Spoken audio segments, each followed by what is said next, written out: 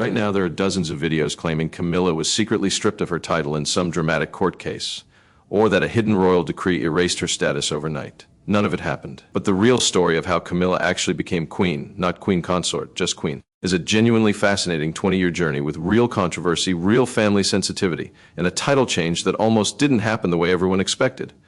Let's go through what's actually documented. If you want royal stories that stick to what's actually verifiable instead of invented drama, subscribe to the channel. We're building something people can actually trust. To understand why Camilla's title became such a delicate subject, you have to go back to 2005, when she and Charles married in a low-key civil ceremony. By tradition, the wife of a king automatically becomes queen. That's simply how the role has worked for centuries in the British monarchy. But nobody around Charles was eager to say that out loud because of exactly who Camilla was replacing in the public imagination. Charles had admitted to an affair with Camilla while still married to Princess Diana. They divorced in 1996. Diana died in a car crash the following year, and the grief that swept across Britain afterward was enormous. For years, much of the public viewed Camilla as the person who had wrecked that marriage. So even though royal tradition said Camilla would eventually be queen, the palace didn't want to walk straight into that title while the wound was still raw. Their solution was to sidestep the whole issue. When they married, Camilla didn't take the title Diana had held, Princess of Wales. Instead, she styled herself the Duchess of Cornwall. And for years, palace officials floated the idea that when Charles eventually became king, Camilla wouldn't be called Queen Consort at all.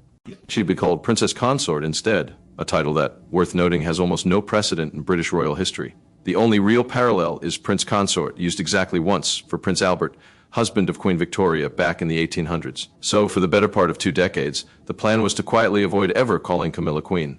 Not through any legal mechanism, just through careful public relations. Here's where the story actually shifts, and it didn't come from a courtroom or a secret document. It came directly publicly from Queen Elizabeth herself. In 2022, during her Platinum Jubilee marking 70 years on the throne, the Queen released an Accession Day message. And in it, she said something that settled the question everyone had been avoiding for years. She said that when the time came for Charles to become king, it was her, quote, sincere wish that Camilla would be known as Queen Consort. That's a real on-record statement from the reigning monarch herself, not a rumor, not an insider claim. A published royal message, and it mattered enormously because it meant the person with the most moral authority in the entire monarchy, the woman who had reigned for 70 years, who had lived through the entire Diana era, who understood exactly how sensitive this question was, had personally endorsed Camilla taking the traditional title. When Elizabeth died in September 2022, Camilla did become Queen Consort, exactly as the late Queen had asked. No court battle, no controversy, no dramatic reveal, just a public wish, honored. Now here's where it gets genuinely interesting, because most people don't actually know the distinction, and it matters for what happened next. A queen consort is a woman who married a man who became king. Her title comes from marriage, not from birthright or succession. A queen regnant, what most people just think of as queen, is someone born into the line of succession who becomes head of state in her own right, like Elizabeth II herself. Camilla was never going to be a queen regnant. She has no claim to the throne through bloodline.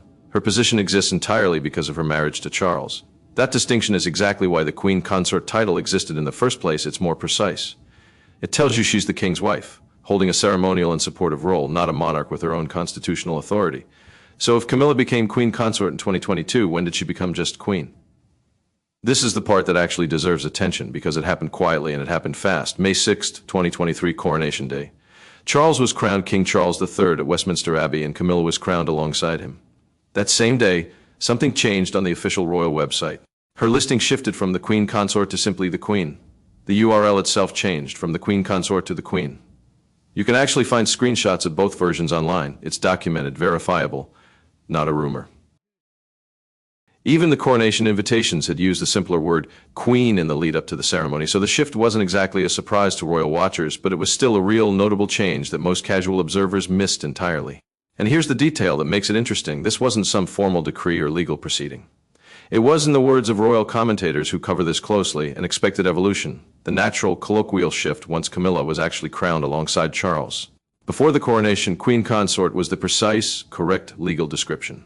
After the coronation, common usage and the palace's own website simplified it to Queen, the way Camilla is now most often referred to publicly. Importantly, this wasn't a promotion in constitutional terms.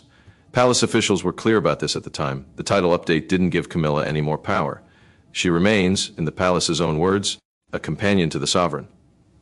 She's not in the line of succession. She holds no political authority. The shift in wording didn't change her actual constitutional role at all.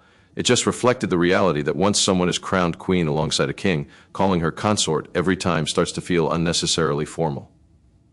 While we're talking about real, documented facts, here's one more that rarely gets attention in all the fake drama videos. For her coronation, Camilla chose to wear Queen Mary's crown.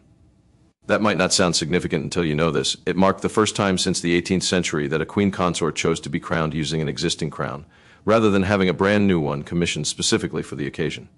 That's a genuinely rare historical choice, and it happened for practical and symbolic reasons that had nothing to do with any secret family conflict. So if all of this is real, documented, and honestly not even that dramatic, why do so many videos claim Camilla was stripped of her title in some courtroom scandal? Because the true story, while interesting, doesn't have a villain. Nobody humiliated Camilla, nobody exposed a conspiracy. Queen Elizabeth publicly asked for this outcome herself, and it happened exactly as she wished, with the natural title simplification following the coronation.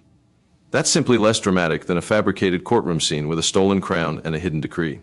So here's the actual story: 2 decades of careful, deliberate avoidance around a sensitive title, a queen who used her own voice to settle the question before she died, and a title shift that happened openly, on the palace's own website, the same day Camilla was crowned. No secret documents, no court ruling, no stripped titles, just a monarchy handling a genuinely delicate situation about as transparently as it ever has. If a video ever shows you Camilla in a courtroom having her identity erased in a single sentence, you now know enough to recognize that as fiction. The real story was always sitting right there in the public record.